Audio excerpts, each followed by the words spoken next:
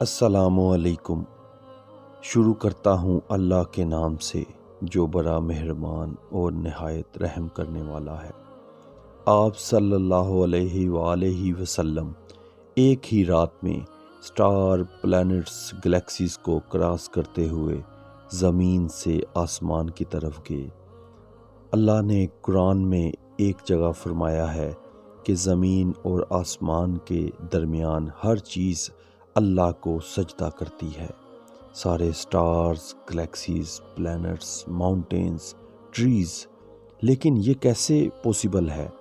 سجدہ تو اس طرح ہوتا ہے، اور کبھی سٹارز اور پلانٹس کو ہماری طرح عبادت کرتے ہوئے کسی نے دیکھا ہے؟ لیکن اللہ نے قرآن میں بار بار کہا ہے کہ یہ ساری چیزیں اللہ کی عبادت کرتی ہیں۔ تو یونیورس کے ان ساری چیزوں میں کوئی نہ کوئی بات کامن، ایک جیسی ضرور ہوگی۔ آج سے بہت سال پہلے پوری دنیا کا یہ خیال تھا کہ زمین ہی دنیا کا سینٹر ہے، لیکن آج سے 400 سال پہلے گلیلیو ایک اٹالین سائنسدان تھے۔ اس نے 2 لینس کی مدد سے ایک دوربین ایجاد کی جس سے دور کی چیزوں کو قریب سے دیکھا جا سکتا تھا۔ چھوٹے لیول پہ ٹیلیسکوپس، دوربین دنیا میں پہلے بھی موجود تھے، لیکن انہیں صرف فوجی اور سمندری سفروں میں استعمال کیا جاتا تھا۔ لیکن گلیلیو نے اسی دوربین کو امپروو کر کے انسانوں کی تاریخ میں پہلی دفعہ اس کا رخ آسمان کی طرف کیا، جس سے اس نے دنیا سے پہلی بار سورج اور چاند کو بالکل قریب سے دیکھا۔ اور گلیلیو نے ان ساروں کی موومنٹ کو آبزرو کرنا شروع کیا۔ 1300 دنیاؤں کو اگر ملایا جائے، اس سے ایک جوپیٹر بنتا ہے۔ گلیلیو نے دیکھا کہ یہ بھی باقی پلانٹس کی طرح گول ہے، لیکن جوپیٹر کے اوپر جو لائٹ ہے وہ مہینے کے مختلف دنوں میں بالکل بدل رہی ہے۔ اور اس نے دیکھا کہ وینس اور سیٹرن کا بھی یہی حال ہے۔ اب یہ سب کچھ تب ہی پاسبل تھا کہ اگر یہ ساری چیزیں سورج کے گرد گھوم رہی ہوں، دنیا کے نہیں۔ گلیلیو نے یہ باتیں پوری دنیا کو بتائیں کہ یونیورس کا سینٹر دنیا نہیں بلکہ سورج ہے۔ لیکن اس بات کو سن کر یورپ کے سارے چرچز اس کے دشمن بن گئے، کیونکہ اس زمانے کے پوپ کا یہی خیال تھا کہ زمین ہی یونیورس کا سینٹر ہے، اور صرف پوپ کا نہیں، پوری دنیا کا یہی خیال تھا۔ زمین تو ساکن ہے، جس کی وجہ سے گلیلیو کو چرچ سے یہ سزا ملی کہ وہ ہمیشہ کے لیے گھر میں بند کر دیا جائے۔ لیکن گلیلیو نے اپنا کام جاری رکھا، اور اس کی ان ریسرچز کو بعد میں پوری دنیا نے مانا۔ ایون پوپ نے بھی گلیلیو کے مرنے کے 350 سال بعد پوری دنیا کے سامنے اس سے معافی مانگی اور کہا کہ ہم غلط تھے اور آپ صحیح تھے۔ آہستہ آہستہ ہمیں پتہ چلا کہ زمین یونیورس کا سینٹر نہیں ہے، بلکہ یہ سورج کے گرد گھومتی ہے، اور سورج بھی کوئی اتنی بڑی چیز نہیں ہے، بلکہ سورج تو اس کے جیسے اربوں کھربوں سٹارز کی طرح ملکی وے گلیکسی کا ایک چھوٹا سا حصہ ہے، اور یہ ملکی وے گلیکسی اربوں سٹارز سے بھری ہوئی ہے، اور یہ سارے ملینز آف سٹارز ایک ہی سرکل میں گھوم رہے ہیں۔ ہم تو سورج کے گرد گھوم رہے ہیں، تو سورج جیسے اربوں کھربوں سٹارز مل کر کس کے گرد گھوم رہے ہیں؟ Supermassive black hole. اس بلیک ہول نے ہمارے سورج سے 40 لاکھ ٹائمز بڑا ہے، جس نے پوری گلیکسی کو ایک گول سرکل میں رکھا ہوا ہے۔ جس طرح ہمارے سورج نے زمین، جوپیٹر، مارس، ان سارے پلانٹس کو ایک سرکل میں رکھا ہوا ہے۔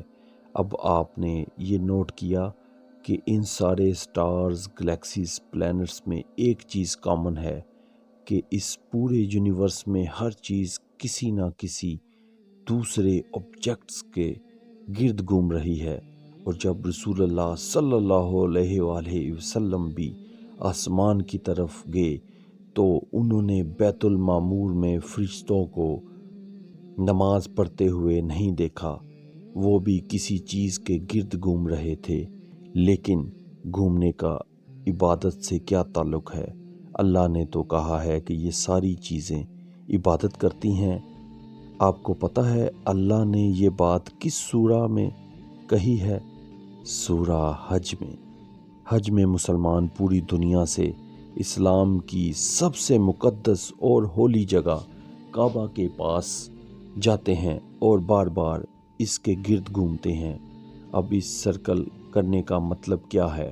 جب مسلمان کعبہ کے گرد گھومتا ہے تو وہ اس وقت اکیلا نہیں گھوم رہا ہوتا، بلکہ چاند، پلانٹس، سٹارز، گلیکسیز، کرسٹلز ساروں کے ساتھ ایک ہی عبادت میں شامل ہو جاتا ہے۔ تو یہ ساری چیزیں ہماری طرح عبادت نہیں کرتی، بلکہ ہم مکہ جا کر ان کی طرح عبادت کرتے ہیں۔ لیکن اس آیت میں تو لکھا ہے کہ یہ ساری چیزیں اللہ کو سجدہ کرتی ہیں۔ سجدہ کا مطلب صرف ہمارے والا سجدہ نہیں ہے، بلکہ اللہ کے نظام کے مطابق چلنے کو بھی سجدہ کہہ سکتے ہیں۔ لیکن اللہ نے اس آیت میں صرف سٹارز، گلیکسیز، پلینٹس کا نہیں کہا، بلکہ ہر چیز، پہاڑ، درخت، جانور سب کا کہا ہے۔ یہ تو سرکلز میں نہیں گھومتے۔ آج سے ہزاروں سال پہلے انجن گریس میں یہ کانسیپٹ بنا کہ کائنات کی ہر چیز ایک بہت ہی چھوٹے پارٹیکل ایٹم سے بنی ہوئی ہے، جس کو 2000 سال تک پوری دنیا بھول گئی۔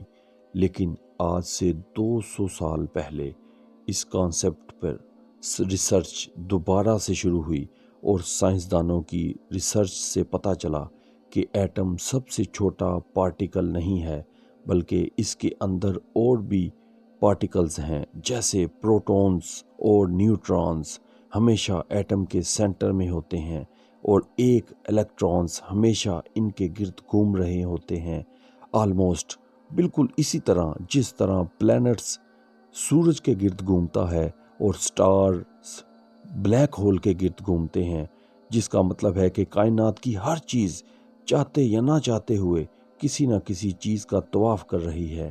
اور جب کوئی مسلمان کعبہ کا طواف کرنے جاتا ہے تو وہ کائنات کی ہر چھوٹی سے چھوٹی چیز، جیسے ایٹم کے اندر الیکٹرون سے لے کر کائنات کے سب سے بڑے آبجیکٹس، پلانٹس، سٹارز، گلیکسیز اور ایون بیت المعمور میں فرشتوں کے ساتھ ایک ہی عبادت میں شامل ہو جاتے ہیں۔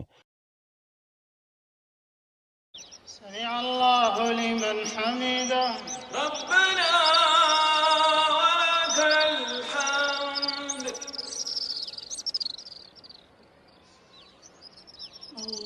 ہو سکتا ہے اسی لیے اسلام میں طواف کرنا سب سے بڑی عبادت ہے۔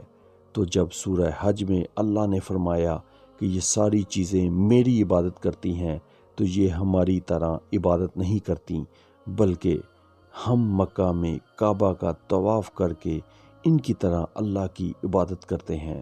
لیکن ان ساری چیزوں کا طواف کرنے کا ایک فکس ٹائم ہے، اور جیسے ہی یہ ٹائم پورا ہوگا تب ہر شخص معلوم کر لے گا کہ وہ کیا لے کر آیا ہے۔